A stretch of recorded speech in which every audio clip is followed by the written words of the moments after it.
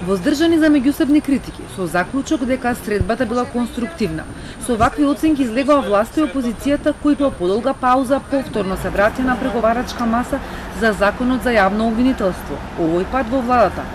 На денешната средба ги отвориле полесните прашања и да ги приближиле ставовите на две теми.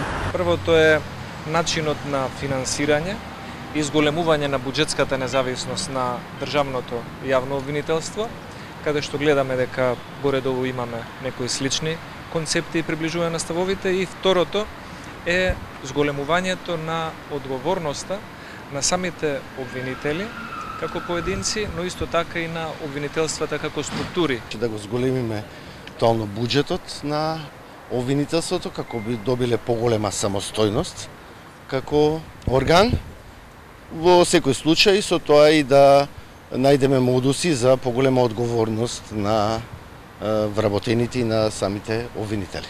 Дали колкав процент ќе се загарантира од државниот буџет за обвинителството ќе треба да се произнесе и Министерството за финансии.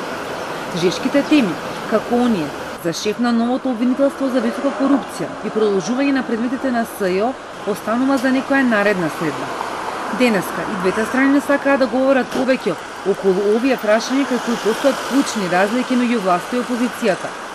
Постои оптимизам до 15 септември да се донесе законот за јавно обвинителство. На самата средба се договоривме да немаме дополнителни коментари со цел да зачуваме една, би рекол, еден степен на доверба кој што денес беше изграден и имаше продуктивна атмосфера, и сакавме да го известиме и да ги отвориме прашањата каде што имаме приближување на ставовите. Не знам дали ќе се договориме до 27 август, тоа е прво читање во собрание, не е тоа толку страшно, имаме време нели до 15 септември за донесување на законот. Мислам дека ќе ги усогласиме ставовите околу ова сигурно скоро. Не се исклучува неделава пред празникот да има уште една средба на работните групи, доколку ги договорат новите теми за усогласување.